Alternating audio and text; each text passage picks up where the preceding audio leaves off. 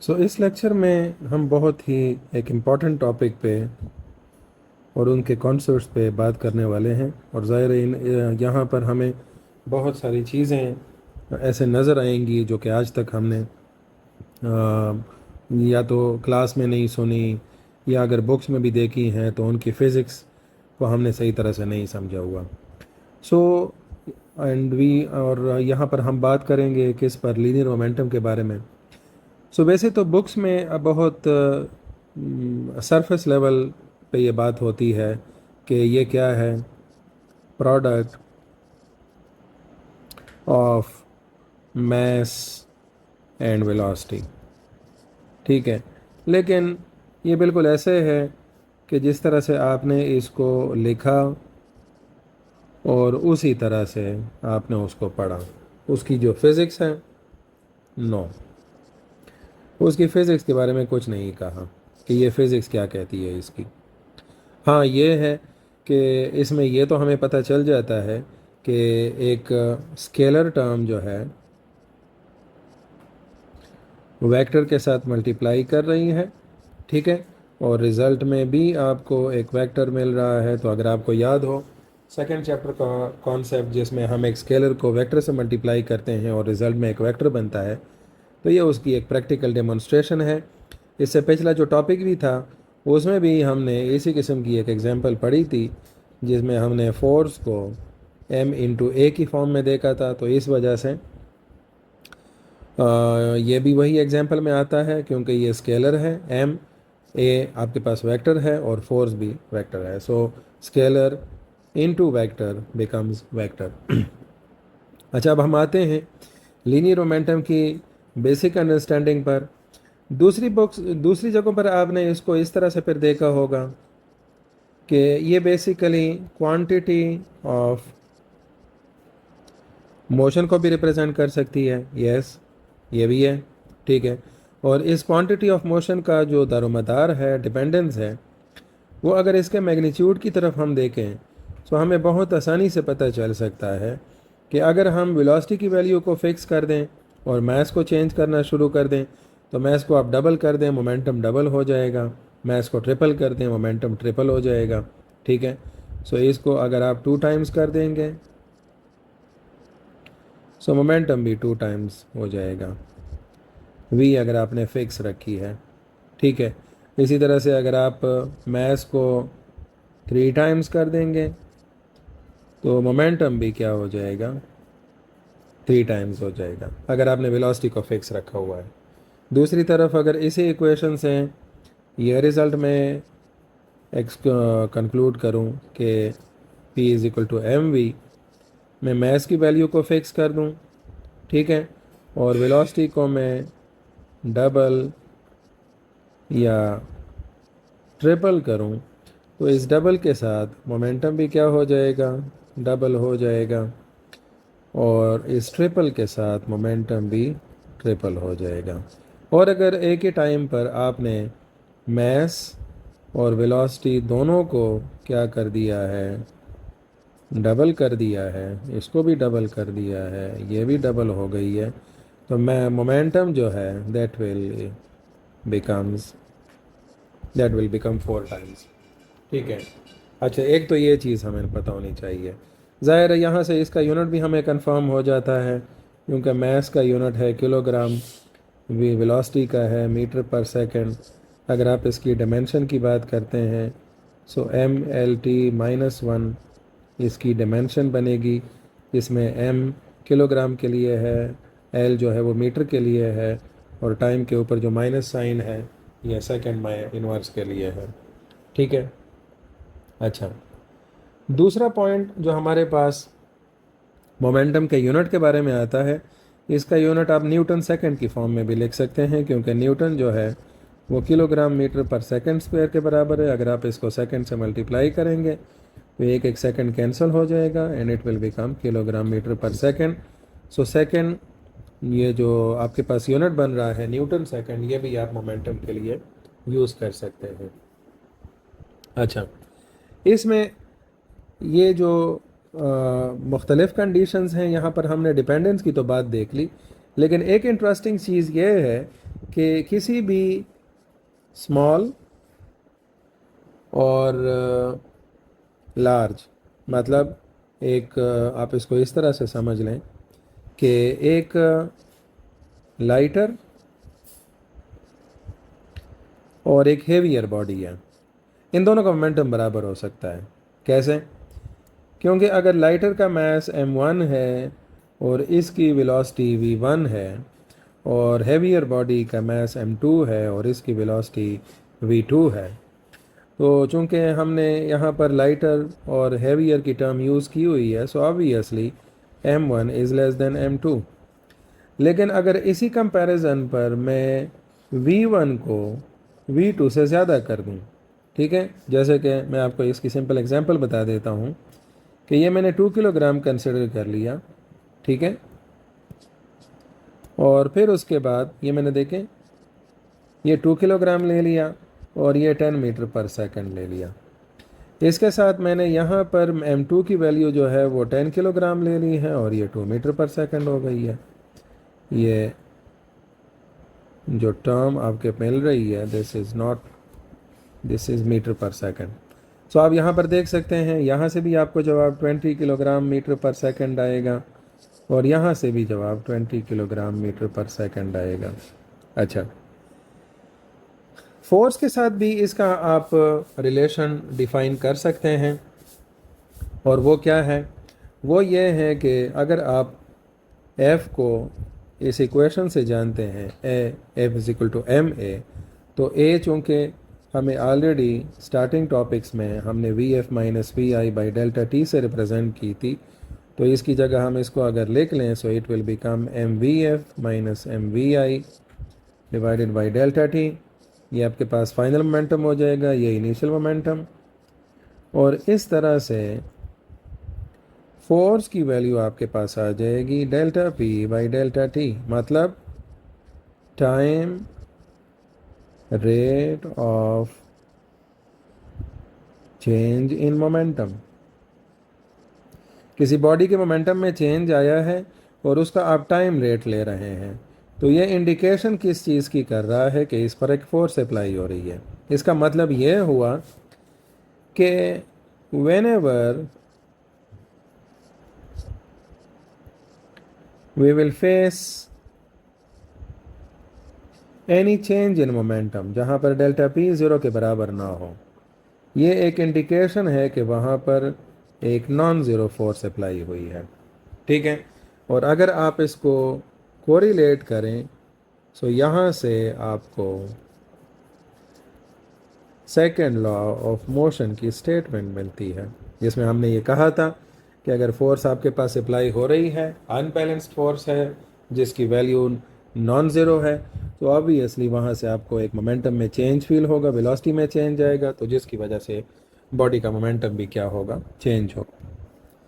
इसी तरह से अगर एक हम फ्रीली फॉलिंग बॉडी की बात करें, तो उसके बारे में भी हम कहते हैं कि उसकी एक प्रॉपर ग्रेविटेशनल एक्सेलरेशन होती है जी, विच इज़ 9.8 मीटर पर सेकेंड स्क्वायर। सो ये एक्सेलरेशन क्या बता रही है? Change in velocity. सो अगर ये चेंज इन वेलोसिटी है तो ये चेंज इन मोमेंटम है, और अगर आपको चेंज इन मोमेंटम मिल रहा है तो इसका मतलब ये है कि ये जो एक फ्रीली फॉलिंग बॉडी है, इसमें एक्सेलरेशन की जो बेसिक वजह थी वो तो इस बॉडी का वेट था। सो इस वक्त मैं ये कह सकता हूँ कि mg is equal to delta P by delta T, जो बॉडी के मोमेंटम में चेंज आ रहा है विद रिस्पेक्ट टू टाइम, ठीक है।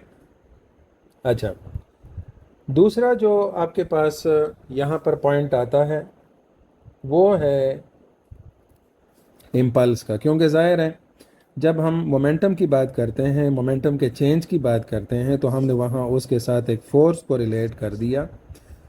अब इसमें एक तो आपके पास इम्पल्स का पॉइंट आता है और दूसरा पॉइंट आता है law of conservation of momentum का।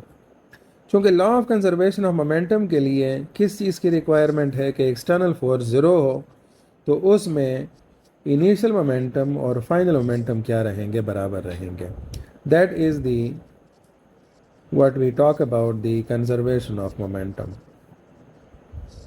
तो इसको हम अब सिंपली इस इक्वेशन से डिराइव कर सकते हैं, जैसे कि F delta P by delta T के बराबर है. अगर आप इस एक्सटर्नल फोर्स की वैल्यू को ज़ीरो कंसिडर कर लें, so delta P into delta T will be equal to zero.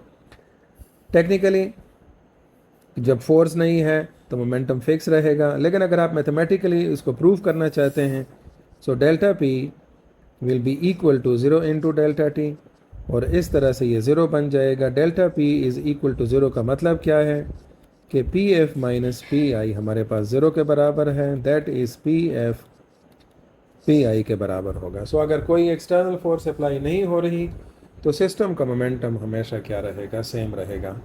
अक्सरियत जब हम क्लास में बुलेट और गन या पिस्टल की एग्जांपल लेते हैं तो हम उसमें फायर करते वक्त before fire momentum is equal to after the fire momentum के बराबर लेते हैं. So I call it as P1 and it is P2. So before fire अगर बुलेट मतलब गन पकड़ने वाला बंदा जो है वो बिल्कुल रेस्ट में है, तो ऑब्वियसली दोनों का कंबाइंड मोमेंटम क्या हो जाएगा, ज़ीरो. लेकिन जब आप बाद की बात करेंगे तो उसमें मैं कह दूंगा कि बुलेट के लिए हम यूज़ कर लेंगे MB VB, और प्लस, और गन के लिए हम यूज़ कर लेंगे MG VG. ठीक है, तो यह गन मोमेंटम. अब यहाँ पर तो ऐसा लग रहा है कि मैं अगर ये MG VG वाली टर्म जो है इधर ले जाऊँ तो ये आपके पास इस तरह से बन जाएगी. अब आप ज़रा इस पर गौर करें कि ये बेसिकली ये दोनों मोमेंटम जो आपको नज़र आ रहे हैं MB VB बुलेट का और गन का मोमेंटम दोनों बराबर है. ठीक है, दोनों की डायरेक्शन भी अपोजिट है, क्योंकि अगर बुलेट ने इधर जाना है तो गन इधर रिकॉयल करेगा.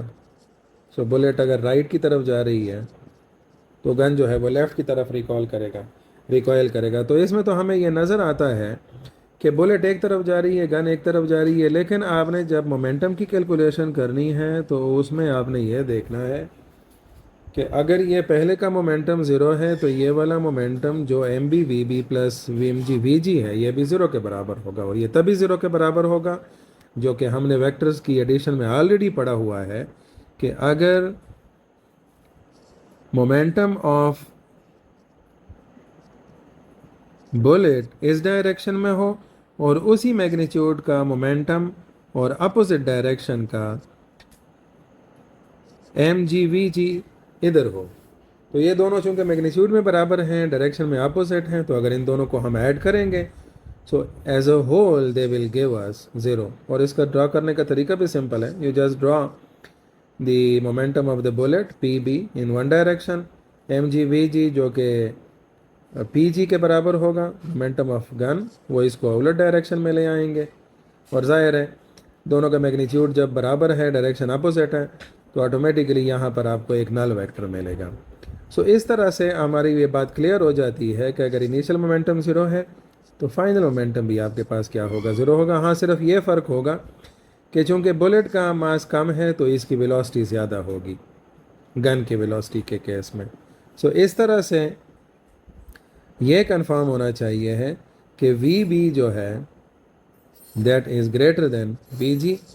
और यहाँ पर वो पिछले पॉइंट पे भी हमने जो अभी बात की थी कि एक लाइटर और हेवी पार्टिकल का मोमेंटम बराबर हो सकता है, सिर्फ उनमें यह होना चाहिए है कि अगर लाइटर बॉडी हेवियर बॉडी के मुकाबले में तेज़ जाएगी, ठीक है, एग्जैक्टली उसी तरह से मोमेंटम अपना मेंटेन करेगी जितना हेवियर बॉडी का है, तो वहाँ पर उन दोनों का मोमेंटम जो है वो क्या हो सकता है, बराबर हो सकता है. Then we come towards the very much interesting thing about the momentum, and that is impulse. Impulse basically किसके बराबर होता है कि फोर्स आपके पास अप्लाई हो रही है, ठीक है, एक स्पेसिफिक टाइम के लिए, और ये किसके बराबर है, चेंज इन मोमेंटम। इस चेंज इन मोमेंटम को इम्पल्स का हम नाम देते हैं। लेकिन हमारे पास जो बिहेवियर इसमें देखा जाता है वो ये देखा जाता है कि ये जो चेंज इन मोमेंटम है ये एक बहुत बड़ी फोर्स बहुत छोटे पीरियड के लिए भी अप्लाई हो सकती है, ठीक है। So a large force applied for a very short interval, ठीक है, और उसके मुकाबले में दूसरी कंडीशन आपके पास क्या हो जाएगी, a small force applied for a very longer period. तो दोनों केसेस में आपको डेल्टा पी की वैल्यू एक ही जैसे मिल सकती है।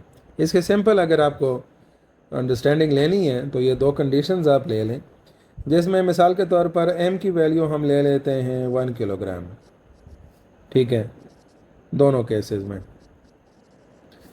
इसकी इनिशियल वेलोसिटी आप ले लें let's say 50 metre per second,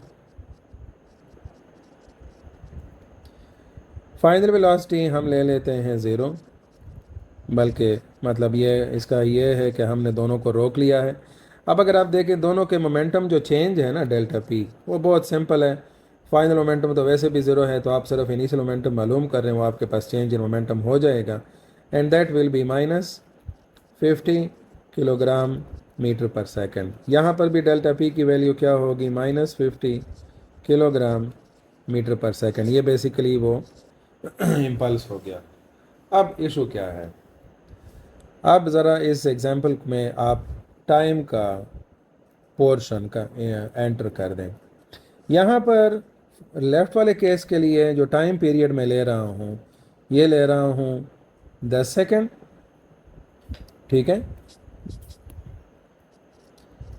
और डेल्टा टी जो हम राइट वाले बॉडी के लिए ले रहे हैं, ये हम ले रहे हैं 100 सेकेंड्स, ठीक है।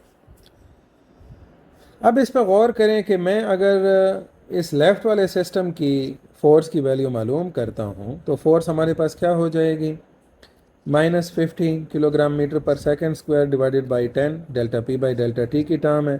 तो यहाँ से आ जाएगी फोर्स की वैल्यू -5 न्यूटन, ठीक है। और अगर राइट वाले पोर्शन पे हम फोर्स की वैल्यू मालूम करें तो वो क्या बनेगी, that will be -50 divided by 100 and it will be -0.5 Newton. अब आप ज़रा देखें 5 न्यूटन जो है वो 0.5 न्यूटन से काफ़ी बड़ी फोर्स है, और उसकी वजह क्या हुई, this thing time. 0.5 Newton force जो बहुत कम पीरियड के लिए बहुत छोटी फोर्स है, अगर वो काफ़ी ज़्यादा टाइम के लिए अप्लाई हो जाए 100 सेकंड वाली, 100 सेकंड के पीरियड के लिए, उसके मुकाबले में अगर 5 न्यूटन जो उसके मुकाबले में काफ़ी बड़ी फोर्स है, वो अगर 10 सेकंड उसके मुकाबले में काफ़ी कम टाइम के लिए अप्लाई हो जाए तो वो एक ही चेंज लेकर आ सकती है। लेकिन ये ख्याल रहे कि यहाँ पर जो डैमेजिंग सिचुएशन है ना वो कौन सी है, दिस इज़ दैट वन, जहाँ पर ज़्यादा फोर्स कम पीरियड के लिए अप्लाई हो रही है। ये बिल्कुल ऐसी सिचुएशन है कि अगर आप गाड़ी में जा रहे हैं 100 या 120 किलोमीटर पर आवर्स हैं और वहाँ पर बहुत क्विकली ब्रेक्स अप्लाई करें, ठीक है, सो उस वक़्त डैमेज का चांस बहुत ज़्यादा हो सकता है। वही स्पीड अगर आप काफ़ी टाइम में उसको डिक्रीज़ करते हैं तो उस वक़्त इफ़ेक्ट जो है चेंज इन मोमेंटम तो उतना ही होगा, गाड़ी आप रोक लेंगे, लेकिन उसका जो डैमेजिंग इफ़ेक्ट है वो उसके पिछले केस के मुकाबले में क्या होगा, काफ़ी कम होगा, ठीक है। इसी तरह से एक दूसरी चीज़ भी हमें पता होनी चाहिए है कि फोर्स और टाइम का जो एरिया है, मतलब अगर हम फोर्स और टाइम एक्सिस को इस तरह से ड्रॉ करें, ठीक है, और मैं लेट से ऐसी कोई कंडीशन ले लूँ, तो ये क्या है, ये एक वेरिएबल फोर्स है जो टाइम के साथ चेंज कर रही है, क्योंकि ज़ाहिर है अगर आप इसके डिफरेंट पोजीशंस को देखें इन पॉइंट्स को, so they are relating to different time intervals and different forces. तो अब अगर मैं इसका एरिया लेता हूँ, लेट से ये एक राइट एंगल ट्रायंगल आ जाता है और इसका मैं एरिया लेने की कोशिश करता हूँ, तो ये एरिया जो है ये हाफ एफ टी के बराबर आएगा, ठीक है। और इसका यूनिट जो है एग्जैक्टली न्यूटन सेकंड आएगा। So it can give you the impulse. ये इस केस में भी आपके पास आ सकता है। अगर आप इस फोर्स को इस तरह से वर्टिकल और टाइम को हॉरिजॉन्टल एक्सिस पे ड्रॉ करते हैं और इसको हॉरिजॉन्टल टू टाइम एक्सिस, ये भी फोर्स टाइम एक्सिस हो सकता है जिसमें फोर्स की वैल्यू टाइम के मुकाबले के साथ कांस्टेंट है। तो यहाँ पर भी अगर आप इसका एरिया ड्रॉ करते हैं, so area will be F into T, ठीक है। और इससे भी आपको क्या मिल सकता है, इम्पल्स की वैल्यू मिल सकती है। सो हम यहाँ पर कह सकते हैं कि जो इम्पल्स है ये फोर्स टाइम कर्व का एरिया अगर आप कैलकुलेट करेंगे, so that will be the impulse. और बेसिकली इम्पल्स, चूँकि हम बार बार ये बात कर रहे हैं कि इम्पल्स जो है that is actually the change in momentum. So change in momentum is the effect of force. So हम इम्पल्स को इफेक्ट ऑफ फोर्स भी कह सकते हैं, ठीक है। सो आई होप सो मोमेंटम और इससे रिलेटेड जो कॉन्सेप्ट्स हैं वो हमारे पास यहाँ पर क्लियर हो चुके होंगे। इंशाल्लाह नेक्स्ट लेक्चर में हम एक बहुत इम्पॉर्टेंट टॉपिक पे बात करेंगे and that will be the collision of bodies, जिसमें इलास्टिक और इनइलास्टिक दोनों कंडीशंस पे हम डिस्कशन करेंगे। जो ये वाला टॉपिक था अबाउट द मोमेंटम, इसमें अगर कोई आपको डाउट्स हों तो वो कमेंट सेक्शन में आप पूछ सकते हैं और फिर उसके बाद उसमें हम डिस्कशन कर सकते हैं। Thank you.